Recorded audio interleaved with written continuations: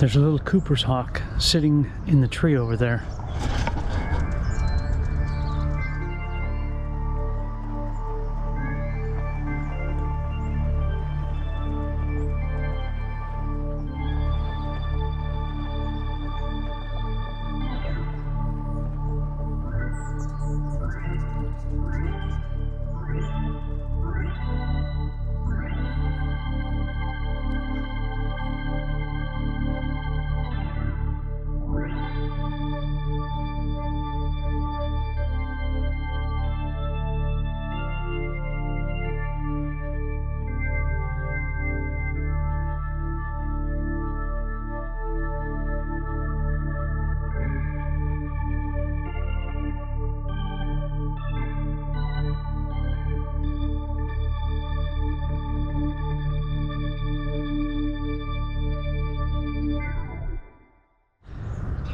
I really, really like the way even this entry-level camera just locks right onto the eye.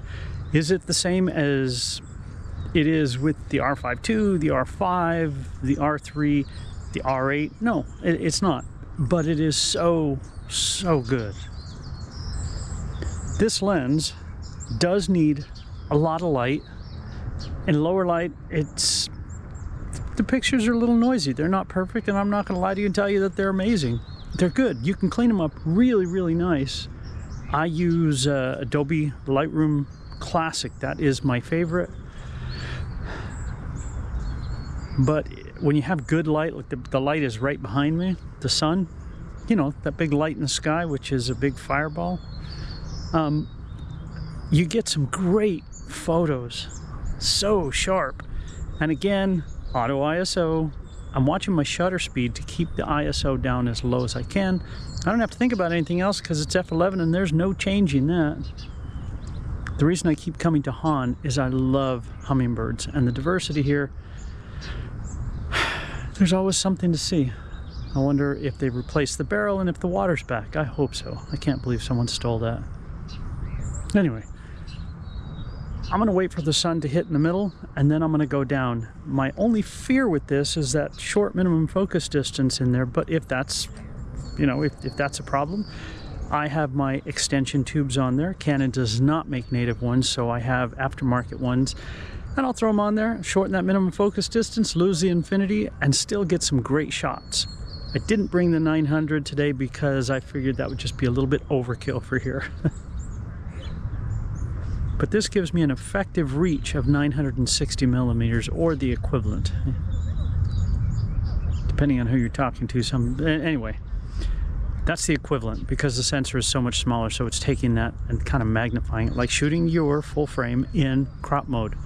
Another question people ask is, can I shoot a crop lens on a full frame? Yes, you can. You will have the vignetting around the side. Can I shoot a full frame on a crop body? Yes, you can, as long as it's the same make. Other people make adapters. You can adapt anything to a Sony, which is pretty cool. All right, let's get some more shots.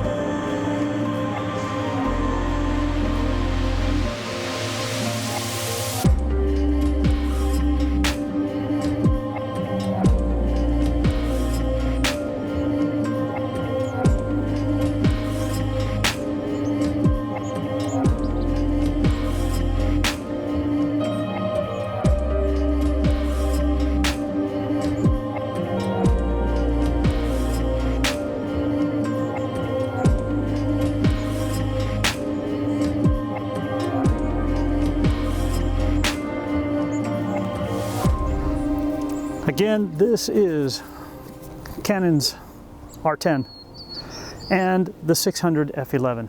It is an entry-level setup. It is a whole lot of fun, and that's all I'm having is fun. You don't have to spend gobs and gobs of money. I have today I have shot the Cooper's hawk, which left as soon as I came down into this area, but there are tons of white-crowned sparrows in here. That's also really cool. You got to shoot what's there. So that's what you're going to see most of. There's been a lesser goldfinch. Beautiful, beautiful. I think that's what it was.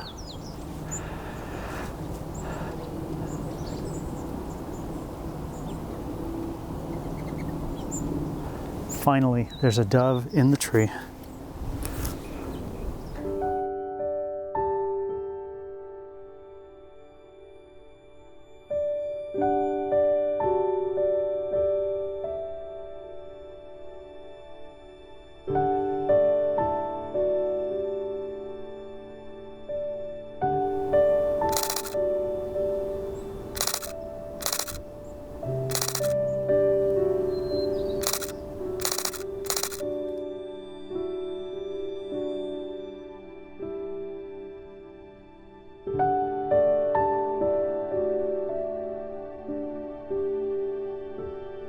There you go. I do wish I had pre-capture, but I think this is like an $800 body. The R50, which is my favorite, is even less. So I'm gonna move the camera now. I'm gonna go down in there and see if I can't get more at the water.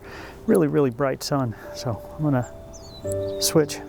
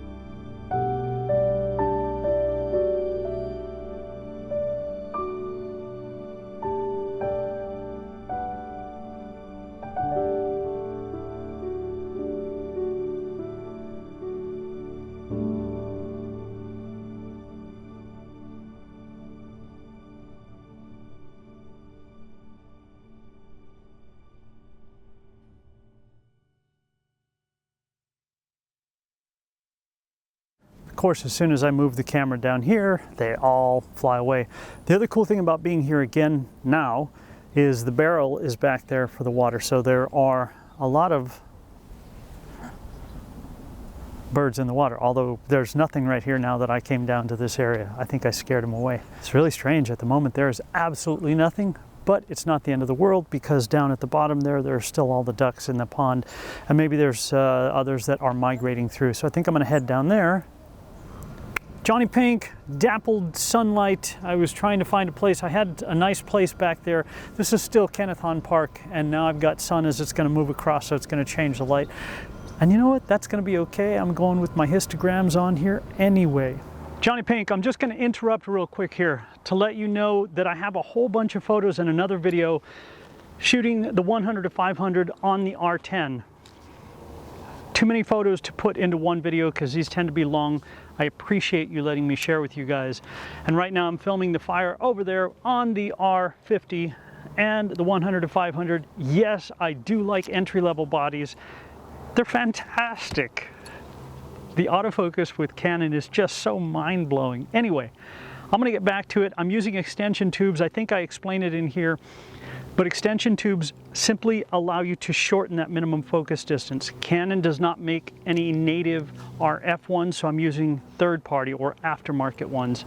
They work fantastic. You still have full functionality. It doesn't affect the autofocus in any way, shape, or form, and it just works. I'm going to go back to filming because I'm filming for the 100 to 500 on the R10 that I just didn't do any video for. Again, this whole couple of days I've been shooting. This is Canon's R10, an entry-level body, and their 600 F11 plus I have with me, and I shot a couple of photos on this one too. This is the 100 to 500.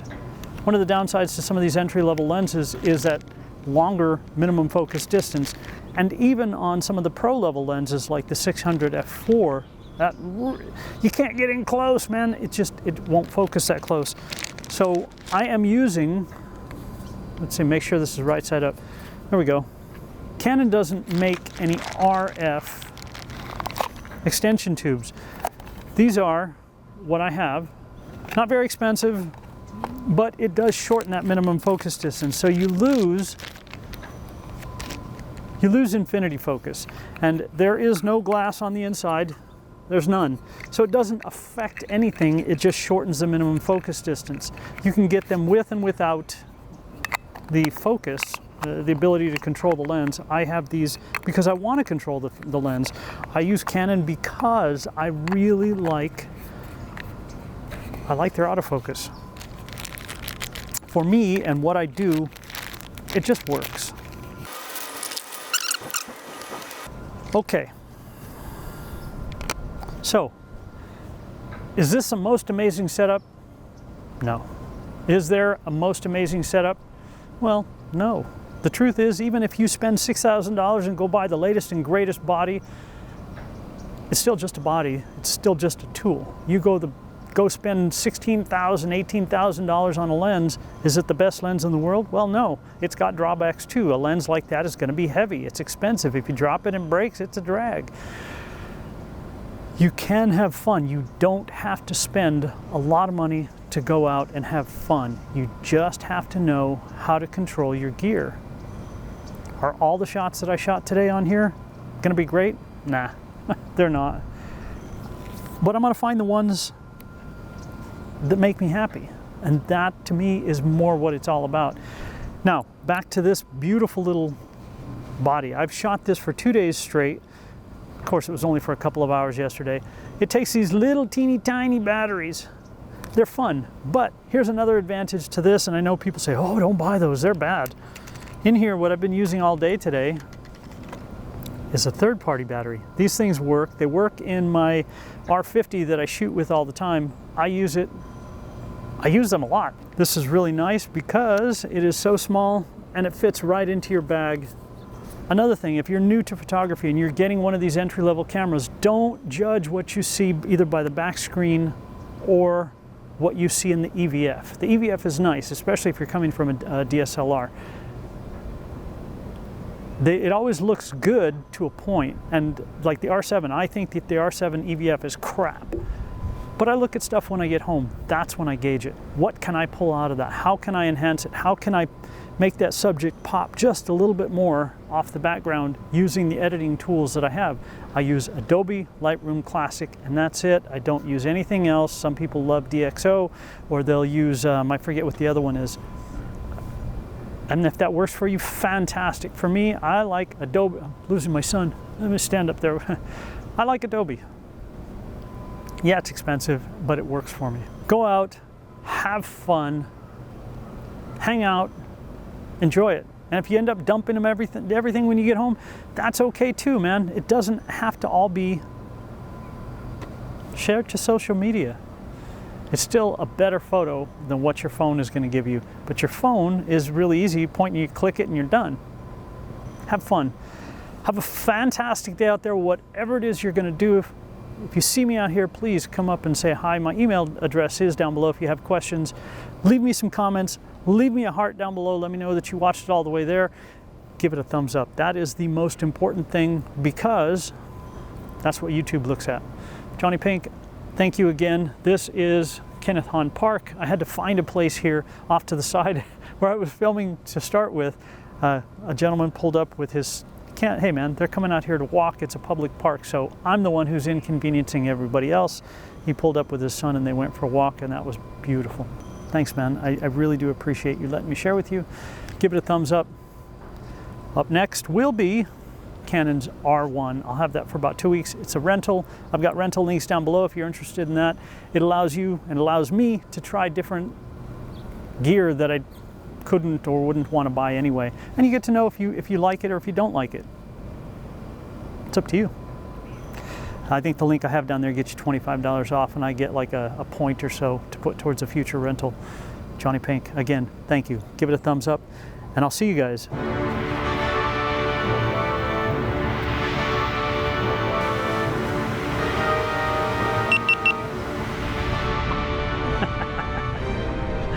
Yeah, not many people are going to do things that silly just for YouTube. I do it because I really do enjoy it. If it's worth doing, it's worth way overdoing, right? There you go. I got to check and make sure my audio is still going because I'm using my backup. It is. Cool. Using my backup. My other one, I forgot to charge. I should get a backup for my backup too. We'll see you guys. Look at that. Look at that. Oh man. It looks really, really good in this little screen. And that little screen right there, man, that looks so good. I might have to start using all this stuff more often. I like the R50.